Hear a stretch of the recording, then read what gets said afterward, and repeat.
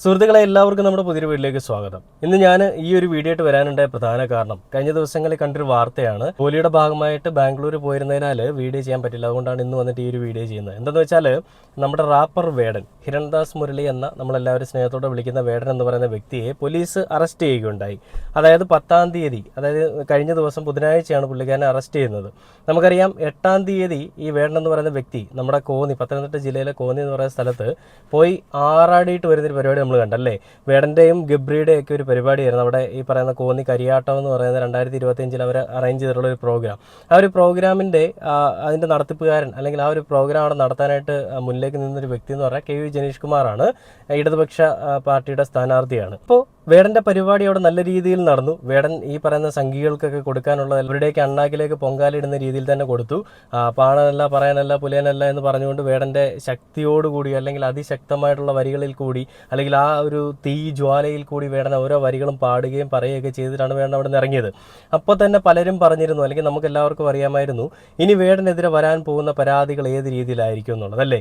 അപ്പോൾ വേടനെതിരെ വരാൻ പോകുന്ന പരാതികൾ എന്ന് പറഞ്ഞാൽ ഈ വേടൻ എന്ന് പറയുന്ന വ്യക്തി ആ ഒരു യുവ ഡോക്ടർ എന്ന് പറയുന്ന ഒരാളുണ്ട്. അതായത് മുൻപ് തന്നെ 2020 ഈ വേടനുമായിട്ടൊരു ബന്ധമുണ്ടായിരുന്നു. 2021, 22, 23 കാലഘട്ടങ്ങളിൽ ഈ വേടനുമായിട്ട് ഫ്ളാറ്റിൽ പോവുകയും വേടൻ ഫ്ളാറ്റിൽ വന്നിട്ട് തന്നെ പീഡിപ്പിക്കുകയും ചെയ്തു എന്നൊക്കെയാണ് ഈ പറയുന്ന പരാതിക്കാരി അല്ല ഇരയെന്ന് സ്വയമേ പറഞ്ഞു നടക്കുന്ന യുവതി പറഞ്ഞത്. അപ്പോൾ ആ ഒരു കേസിലൊക്കെ എത്രത്തോളം കഴമ്പുണ്ടെന്നുള്ളത് അന്വേഷിച്ച് വരിക തന്നെ. വേടനെതിരെ ഒരു 4-5 അലിഗേഷൻ കൂടി വന്നു, ഈ റേപ്പ് അലിഗേഷൻസ് അല്ലെങ്കിൽ ഈ പറയുന്ന എബ്യൂസ്. അപ്പോൾ ഈ കാര്യങ്ങളൊക്കെ വന്നപ്പോഴും വേടനെതിരെ മതിയായ തെളിവുകളില്ല എന്നുള്ളതിൻ്റെ പേരിലും വേടനെ ഇപ്പോൾ അറസ്റ്റ് ചെയ്യുക എന്നുള്ളത് ആരുടെ ഇൻറ്റൻഷൻ ആണെന്നുള്ളത് കോടതിക്ക് മനസ്സിലായതിൻ്റെ പേരിൽ നമ്മുടെ ഹൈക്കോടതി, ബഹുമാനപ്പെട്ട ഹൈക്കോടതിയും ഹൈക്കോടതി ജഡ്ജും ഒക്കെ വേടനെ ജാമ്യം അനുവദിച്ചു. ആ ജാമ്യം എന്ന് പറഞ്ഞാൽ കർശന ഉപാധികളോടുകൂടിയുള്ള ജാമ്യമാണ്. കേരളം വിട്ട് പുറത്തു പോകാൻ പാടില്ല. പോവുകയാണെങ്കിൽ അന്വേഷണ ഉദ്യോഗസ്ഥനെ അറിയിക്കണം. ഇനി എന്തെങ്കിലും ഉണ്ടെന്നുണ്ടെങ്കിൽ, അതായത് എന്ത് വിഷയമുണ്ടായാലും എപ്പോൾ വിളിച്ചാലും അന്വേഷണ ഉദ്യോഗസ്ഥന് മുന്നിൽ ഹാജരാവണം എന്നുള്ള രീതിയിലായിരുന്നു ആ ഒരു കോടതി, ഹൈക്കോടതി വേടന് ഈ പറയുന്ന ജാമ്യം അനുവദിച്ചത്. അപ്പോൾ വേടന് അയാളുടെ സ്വൈര്യ ജീവിതത്തിൽ കൂടി തന്നെ അയാൾക്ക് മുന്നോട്ട് പോകാൻ പറ്റും. പിന്നെ വേടനെ അറസ്റ്റ് ചെയ്യുക എന്നുള്ളത്, കോടതി വിധിയെ മറികടന്ന് വേടനെ അറസ്റ്റ് ചെയ്യാനുള്ള എന്തെങ്കിലും പരിപാടി ഇവർ ചെയ്തു കഴിഞ്ഞാൽ അത് കോടതി അലക്ഷ്യമാകും എന്നുള്ളതും കോടതി എടുത്തു പറയുകയുണ്ടായി. അല്ലെങ്കിൽ നമുക്കറിയാം പോലീസുകാരുടെ സ്വഭാവം എന്ന് പറഞ്ഞു കഴിഞ്ഞാൽ ഇന്ന് വെറുതെ കോടതി വിട്ടു കഴിഞ്ഞാലും നാളെ ചുമ്മാ പിടിച്ചുകൊണ്ട് പോയിട്ട് അറസ്റ്റ് ചെയ്യുക, ഇടിക്കുക പരിപാടിയൊക്കെയാണ് ഇവർ ചെയ്യുന്നത്. അത് പക്ഷേ ഇവിടെ നടക്കാത്തതിൻ്റെ ഒരു പ്രധാന കാരണം ഇവിടുത്തെ ഇടതുപക്ഷ സർക്കാർ ഉള്ളതുകൊണ്ടാണ്. ഇടതുപക്ഷ സർക്കാർ മുന്നോട്ട് വെക്കുന്ന ആശയങ്ങളും ഇടതുപക്ഷ സർക്കാർ അനുകൂലിക്കുന്നതായിട്ടുള്ള ചില കാര്യങ്ങളൊക്കെ ഉണ്ട്. അതിൽ അവർക്ക് നിലനിൽപ്പിന് വേണ്ടിയിട്ട് വേടനെ അവർ അംഗീകരിക്കുന്നുണ്ട്. അതുകൊണ്ട് തന്നെയും വേടൻ എന്ന് പറയുന്ന വ്യക്തിക്കെതിരെ ഒരു അതിക്രമം അല്ലെ ഒരു അക്രമം അഴിച്ചുവിടാനായിട്ട് ഇടതുപക്ഷ സർക്കാരും അതേപോലെ തന്നെ വലതുപക്ഷ സർക്കാരും തയ്യാറാവുന്നില്ല. അത് നല്ലൊരു കാര്യം തന്നെയാണ്. ബാക്കി എല്ലാ കാര്യങ്ങളിലും വലതുപക്ഷം അല്ലെ ഇടതുപക്ഷമൊക്കെ വൻ ഫ്ലോപ്പ് ആണെങ്കിലും ഈ ഒരു കാര്യത്തിൽ അവർ സമീപിച്ച നിലപാടെന്ന് പറയുന്നത് വളരെ നല്ലൊരു നിലപാട് തന്നെയാണ്. കേരളത്തിൽ അങ്ങേയറ്റം മുതൽ ഇങ്ങേയറ്റം വരെയുള്ള എല്ലാ ജനങ്ങളും അതിന് കടപ്പെട്ടിരിക്കുകയാണ്.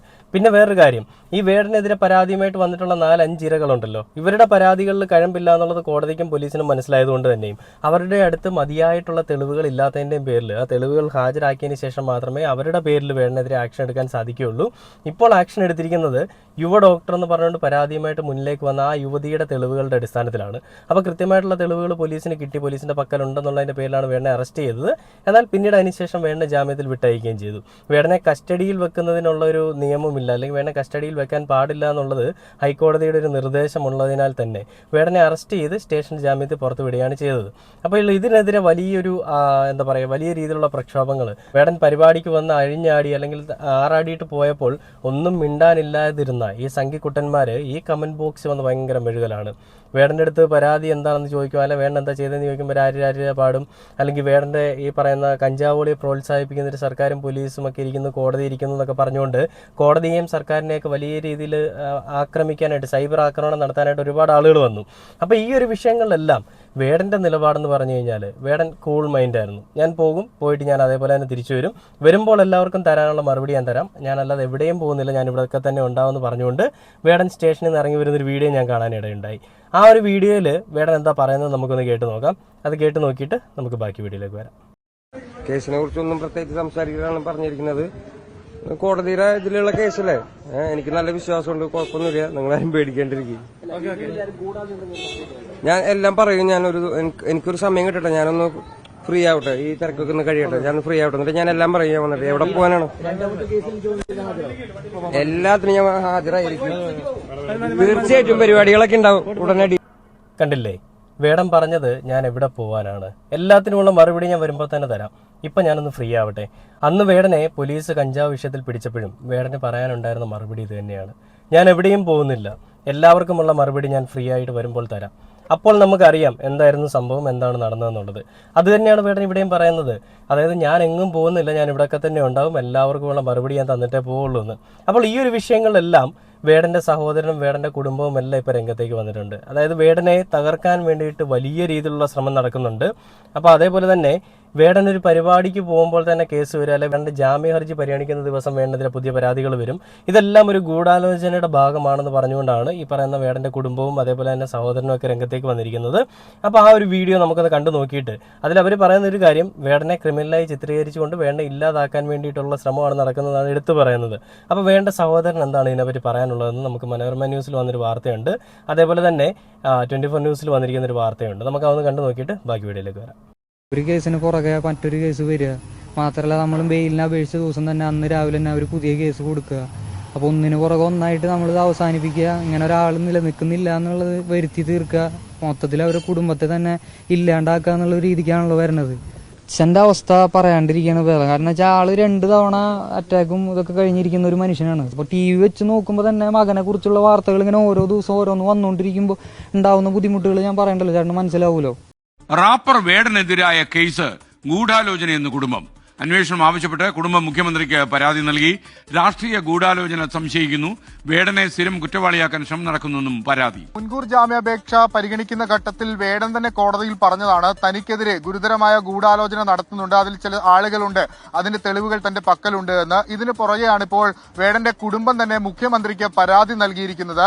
ഈ ജാമ്യ ഹർജി പരിഗണിക്കുന്ന ഘട്ടത്തിലാണ് മറ്റ് 2 പരാതികൾ മുഖ്യമന്ത്രിക്ക് നേരിട്ടെത്തുന്നത്.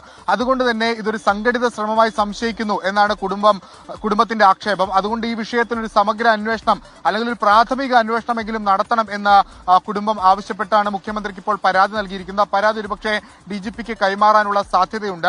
ആദ്യം ഒരു ബലാത്സംഗ കേസ് തൃക്കാക്കര പോലീസ് രജിസ്റ്റർ ചെയ്തിരുന്നു. ആ കേസിൽ വേടന് ജാമ്യം ലഭിച്ചു. പിന്നാലെ മുഖ്യമന്ത്രിക്ക് ലഭിച്ച പരാതിയുടെ അടിസ്ഥാനത്തിൽ സെൻട്രൽ പോലീസ് കേസ് രജിസ്റ്റർ ചെയ്യുന്നു. ആ കേസിൽ ജാമ്യം ലഭിച്ചിട്ടുണ്ട്. ഒരു പരാതി കൂടി മുഖ്യമന്ത്രിയുടെ ഓഫീസിലുണ്ട്. പക്ഷേ അതിലിപ്പോൾ കേസ് എടുത്തിട്ടുണ്ടോ ഇല്ലയോ എന്ന കാര്യത്തിലൊന്നും വ്യക്തത വരുന്നില്ല. തുടർച്ചയായി ഇങ്ങനെ പരാതികൾ നൽകി വേടനെ ഒരു സ്ഥിരം കുറ്റവാളിയായി പൊതുസമൂഹത്തിന് മുൻപിൽ ചിത്രീകരിക്കുക എന്നാണ് ഈ സംഘത്തിന്റെ ലക്ഷ്യം എന്നാണ് കുടുംബം ആക്ഷേപിക്കുന്നത്. വേടന്റെ സഹോദരൻ ഹരിദാസ് ആണ് മുഖ്യമന്ത്രിക്ക് പരാതി നൽകിയിട്ടുള്ളത്. പരാതിയിന്മേൽ അന്വേഷണം ഉണ്ടാകും എന്നാണ് നമ്മൾ പ്രതീക്ഷിക്കുന്നത്. ഇതിൽ പറഞ്ഞിരിക്കുന്നത് വേടനെ നിരന്തരമായിട്ടൊരു കുറ്റവാളിയാക്കി ചിത്രീകരിച്ചുകൊണ്ട് പുതിയ പുതിയ ഇരകളെ രംഗത്തേക്ക് കൊണ്ടുവന്ന് ഈ വേടൻ എന്ന് പറയുന്ന വ്യക്തിക്ക് ജനങ്ങൾക്കിടയിലുള്ള ഒരു സ്നേഹം അല്ലെങ്കിൽ ജനങ്ങൾക്കിടയിലുള്ള ഒരു ബഹുമാനം അതൊക്കെ ഇല്ലായ്മ ചെയ്യാനും വേടൻ എന്ന് പറയുന്ന ഒരു കലാകാരനെ ഉന്മൂലനം ചെയ്യാൻ വേണ്ടിയിട്ടും ചില ആളുകളുടെ ഗൂഢാലോചനയുടെ ഫലമായിട്ട് നടക്കുന്നതാണെന്ന് പറഞ്ഞുകൊണ്ടാണ് ഈ വേടന്റെ സഹോദരനും കുടുംബവും പോലീസിനെ അല്ലെങ്കിൽ നമ്മുടെ ഈ മുഖ്യമന്ത്രി ബഹുമാനപ്പെട്ട നമ്മുടെ മുഖ്യമന്ത്രി ശ്രീ പിണറായി വിജയൻ സഖാവിനെ ഈ പറയുന്ന അവർ ബന്ധപ്പെടാൻ ശ്രമിക്കുന്നത്.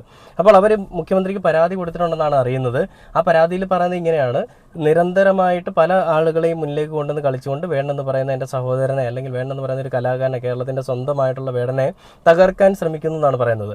നമുക്കറിയാം എത്രയെത്ര സ്ഥലങ്ങളിൽ എത്രയെത്ര വിഷയങ്ങൾ ഉണ്ടാകുന്നുണ്ട്, എത്രയെത്ര പീഡനങ്ങൾ, എത്രയെത്ര റേപ്പ് എന്ന് പറയുന്നത് അവരുടെ സമ്മതമില്ലാതെ നടന്നിട്ടുള്ള റേപ്പുകളാണ്. അല്ലാതെ വേണ്ട വിഷയത്തിൽ നടന്നതുപോലെ 2 പേരും ഒരുമിച്ച് അങ്ങോട്ടും ഇങ്ങോട്ടും എല്ലാം പങ്കുവെച്ചതിന് ശേഷം പിന്നീട് വേടന്റെ ഭാഗത്ത് മാത്രമാണ് തെറ്റെന്ന് പറഞ്ഞുകൊണ്ട് വരുന്ന പോലത്തെ വിഷയങ്ങളല്ല. എൻറ്റയർലി ഡിഫറെന്റ് ആയിട്ടുള്ള ഒരു പെണ്ണ് നടന്നു പോകുമ്പോൾ ആ പെണ്ണെ പീഡിപ്പിച്ച് കൊല്ലുക, ആ പെണ്ണിനെ അതിമൃഗീയവും ക്രൂരവും പൈശാചികവുമായിട്ടുള്ള രീതിയിലൊക്കെ റേപ്പ് ചെയ്യുക, അബ്യൂസ് ചെയ്യുക, ഇങ്ങനെയൊക്കെയുള്ള എത്രയെത്ര കേസുകൾ നമ്മുടെ കേരളത്തിൽ നടക്കുന്നുണ്ട്. ഇതിനെന്തെങ്കിലും ഒരു വിധി ഉണ്ടായിട്ടുണ്ടോ? നമുക്കറിയാം ആ ഒറ്റക്കയ്യൻ മാത്രമായിട്ടുള്ള അവന്റെ ഒരു വിഷയം, ആ ഒരു വിഷയത്തിൽ എന്തെങ്കിലും നിലപാട് പോലീസിന്റെ ഭാഗത്തുനിന്നോ BJPയുടെ ഭാഗത്തുനിന്നോ ആരെങ്കിലും സ്വീകരിച്ചിട്ടുണ്ടോ? ഒന്നുമില്ല. അവൻ എപ്പോഴും ഒറ്റക്കയ്യനായിട്ടുള്ള ഗോവിന്ദചാമിയായിട്ട് അവൻ നടക്കുകയാണ്. അവൻ ചെയ്തത് എന്താണ്? അവൻ ചെയ്തത് പീഡനമല്ലേ? അവൻ ആ പെൺകുട്ടിയെ ഓടുന്ന ട്രെയിനിൽ നിന്ന് തള്ളി താഴെ ഇട്ടിട്ട് ചോരയിൽ കുളിച്ച് കിടക്കുമ്പോഴും അവന്റെ ഈ പറയുന്ന ലൈംഗിക ആസക്തി അല്ലെങ്കിൽ ഒരു കാമം ആ പെൺകുട്ടിയിൽ തീർക്കുകയായിരുന്നു. അതുപോലെയാണോ വേടന്റെ വിഷയത്തിൽ വരുമ്പോൾ എന്തുകൊണ്ട് നിങ്ങൾക്ക് ഇത്ര ത്വരയും? ഗോവിന്ദചാമിയുടെ വിഷയങ്ങളൊക്കെ വരുമ്പോൾ എന്തുകൊണ്ട് നിങ്ങൾ ഈ മൗനം പാലിച്ചിരിക്കുന്നു? ഗോവിന്ദചാമിയാണ് നിങ്ങൾക്ക് ചെലവിന് വരുന്നത്.